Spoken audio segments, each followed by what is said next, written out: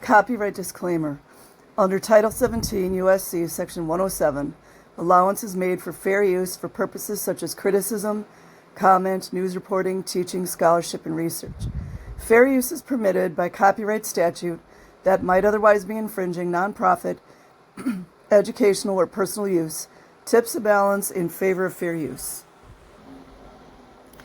Chapter 3, Scythe Tleppo by Nathan Rich.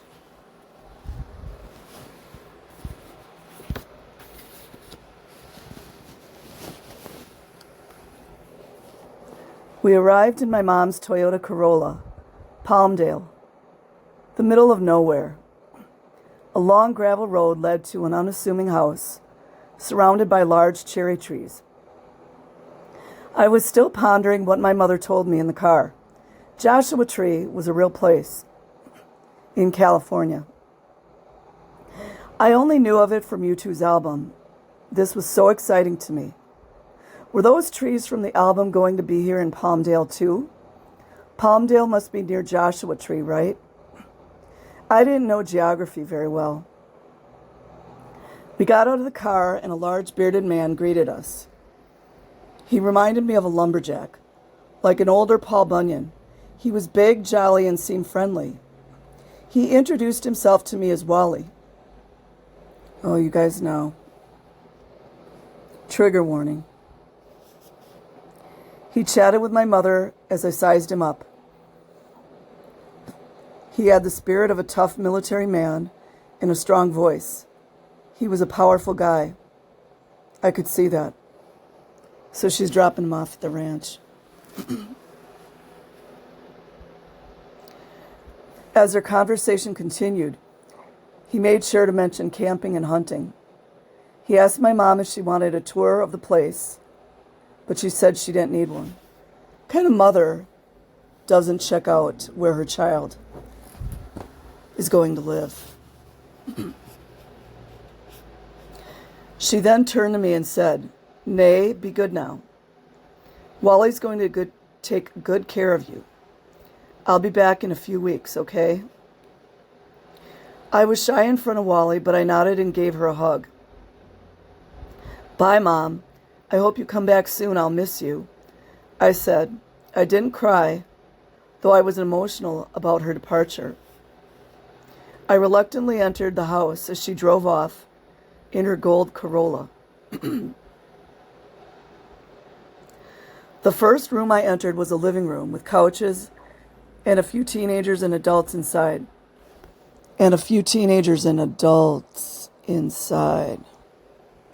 None of them seemed thrilled about me being there, and Wally walked away from me without speaking.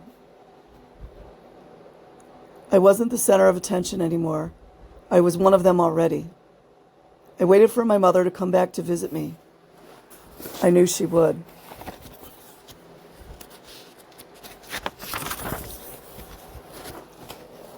The first week was mostly exploratory for me. I got to know everyone there, around 15 kids, mostly teenagers and a few staff members.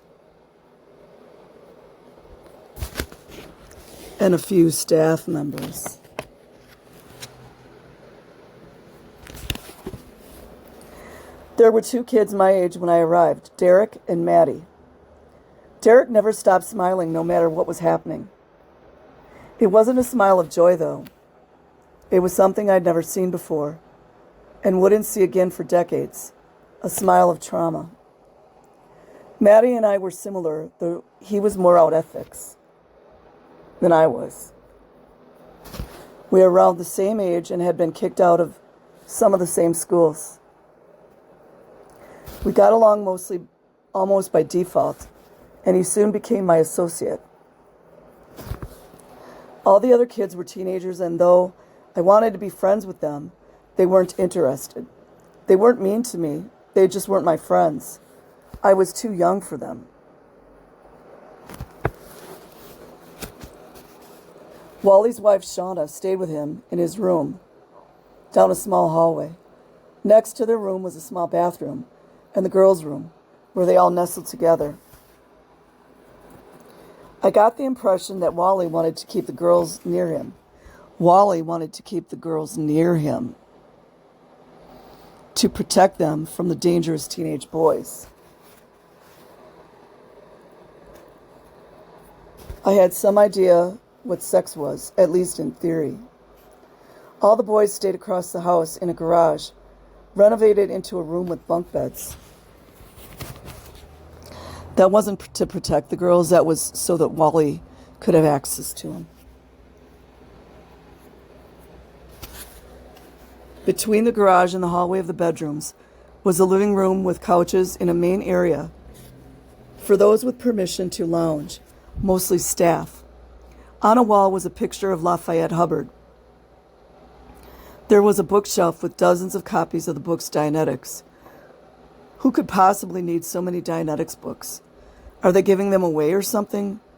I never saw anyone read them or even touch them, other than Buddy occasionally straightening them up. He was always cleaning something. Buddy was an older kid, but mentally a child. He had damaged his brain.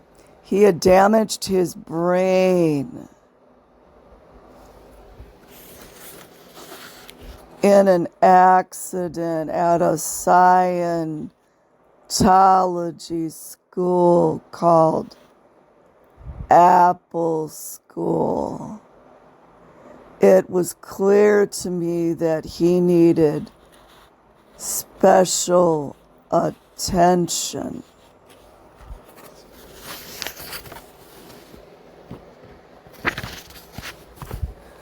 Special attention is what they gave him, just not the kind I expected. Buddy was the designated mule for all things hard labor. The staff made him dig ditches, move rocks, and chop wood. They made him do the difficult, dirty, or disgusting tasks. Wally Hanks wasn't shy. He was proud of his past and who he was. An ex-Marine who served in Vietnam as a helicopter gunner. His chopper was cut down by Viet Cong machine guns in an epic battle which left him with pins in his knees. I would like to check that record. Michael Miller was the Scientology course supervisor. Everyone called him Uncle Mike. He looked rugged with a white beard, a scruffy face, and cargo pants. You know, just the kind you want in charge of your children. When he wasn't supervising our courses, he was in his room, listening to classical guitar music and carving knife handles. He had the demeanor of a kind man, but he wasn't kind to us. He was quick to call security guards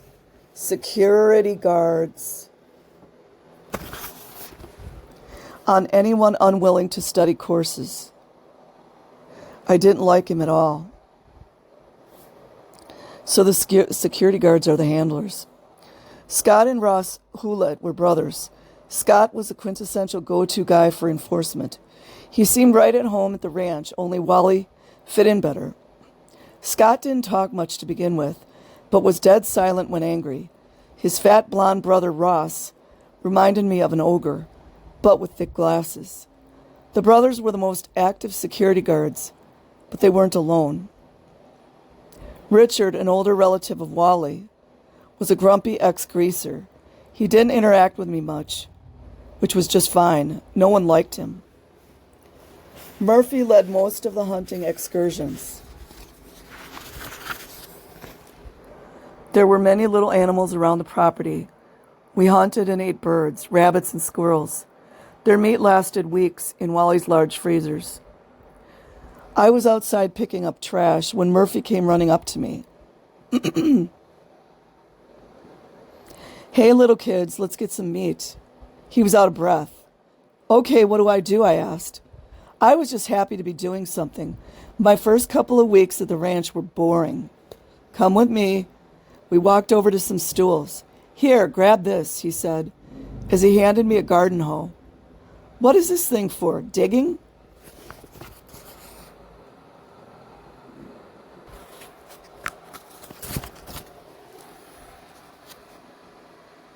Are we going to dig up some moles or something? Come on, he said, as he led me out to an area of dirt. There, look. He pointed at a hole in the ground. I squinted but couldn't see anything. It's in there, he was excited. Stay here. If he comes out, start yelling, he said as he dashed away. What is it, a rabbit? He returned with a garden hose, already spraying water. I'm going to give you guys a trigger alert just in case it's something. You might want to turn this off. Here, watch out. He stepped in front of me and put the hose in the hole. Now come over here, hurry. We ran just a few feet away, another hole in the ground. Hold up your weapon, man. He lifted my arms up. When that thing comes out, hit him in the back of the neck. Bring it down hard, you got it? What is it? I was getting nervous. A snake, dude, a rattlesnake. Oh, damn, I said. Yeah, okay, dude. Whack him on the neck, okay? Don't miss him and don't go near him. Don't touch him. Just keep whacking him.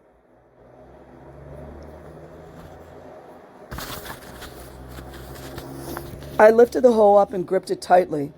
I expected to see water first, but instead the snake appeared. It was coming right at us, but I thought I saw fear in his eyes. Hit him, dude. He signaled the attack, and I brought the hole down with all the strength I had. In the time between the swing and the strike, I had a thought. Can rattlesnakes jump? The blade struck it right in the neck, but didn't kill it. Hold it down, don't move, man. Ryan pulled a knife out of his pocket. As I held the snake down, it was writhing in pain. I felt a nervous excitement, and for the animal tortured under the weight of the hole, I felt sorrow. I wanted the experience to be over already. Ryan slid the knife behind the hoe blade and sawed through the snake's neck. There, see. There, I got him, he said. Whatever you do, don't touch his head. He can still bite you, he told me.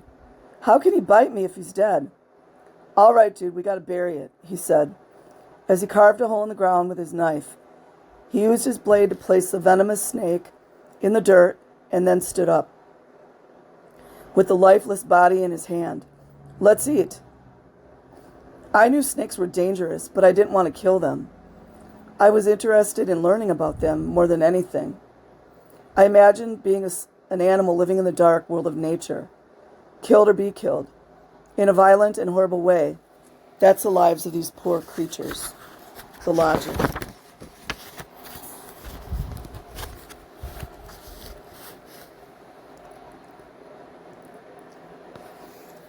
There were many G's at the ranch. That's going to be for GUN.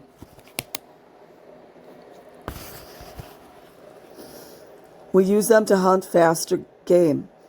A girl named Saya and I shot at a rabbit with a .22 caliber pistol. Though neither of us had any idea how to use a G, so our aim was off and it got away. Given the importance of the dynamics to Scientologists, their selective dismissal of certain ones perplexed me. Aren't snakes and rabbits part of the fifth dynamic? Scientology has a concept called the 8 dynamics of existence, a categorization of things in relation to the individual from small to large. 1. Self. 2. Family and sex. 3. Group. 4. Mankind.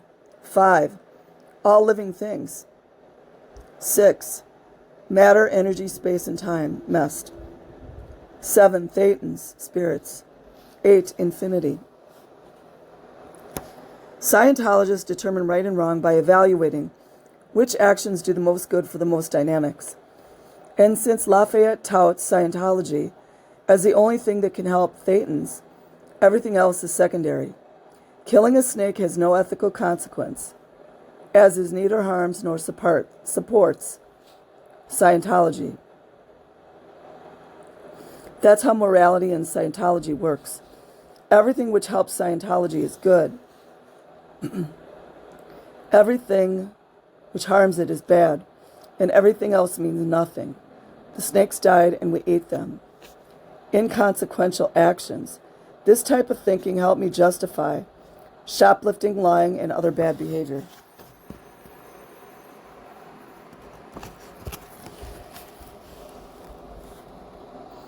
As I became accustomed to killing animals, instead of appreciating them, I felt an inner conflict.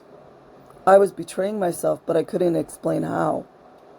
Logic supported the killing and eating of animals, but I felt bad about their deaths. I was a sensitive, introverted child. There were many other inconsequential incidents at the ranch, many of which had enormous consequences to me. The teenagers listened to music I'd never heard before. Iron Maiden, Ozzy Osbourne, Metallica, Alice in Chains, and Nine Inch Nails were harder than anything my mother listened to. I took to Nine Inch Nails immediately. Their song Ring Finger reminded me of my mother. Everything I did was for her.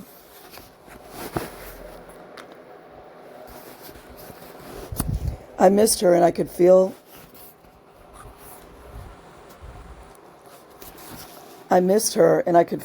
the void from not being around her in every moment. I thought all the bands they listened to were awesome, but Nine Inch Nails appealed to a dark energy in me. There was something reckless about their sound, something extreme. The older boys called me a little kid, but I felt like I had something they didn't, depth.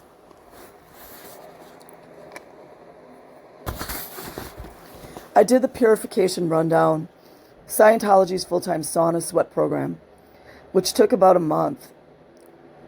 I asked my mother on the phone if I really needed to do the detoxification program, since I hadn't done any drugs or even had much medicine. She told me there were toxins in the air and environment too. It would be good for me, she promised. I didn't feel any different after doing it, but trusted my mom. Muster. Lafayette liked to represent himself as the commodore of his followers. Navy culture saturates the organization of Scientology, Master at Arms, Commodore, Boatswain. The list of borrowed words Scientology uses is immense. Muster, a gathering of troops for inspection, is just one of them. Every morning at the ranch, we cleaned before breakfast. After breakfast, we cleaned again, but not the staff.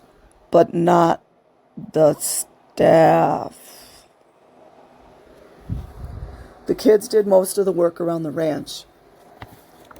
After the house and property grounds were clean, everyone gathered in the living room for muster. Scott handed Wally a stack of papers. Reports written on kids. Reports written on kids. Anyone could write a report on us. Either a positive report, called a commendation, or a negative one, called a knowledge report. Wally skimmed through the papers before reading them aloud, starting with the commendations.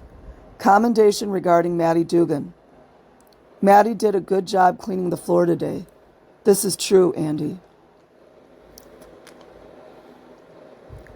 Good job, Maddie, he'd add. Once the commendations were done, he moved on to the KRs. KRs regarding Maddie.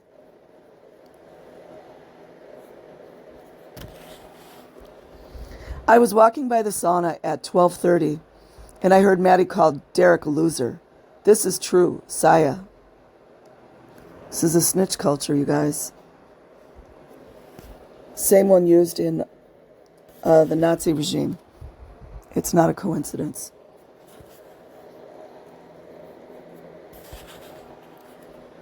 Scott, pull up jokers and degraders, Wally commanded. This is a narcissist paradise. It really is. Scott brought out the requested document, an official bulletin written by Lafayette. disparaging people who make jokes or degrade others by insulting them. Wally loudly read relevant sections from document, then revealed the punishment.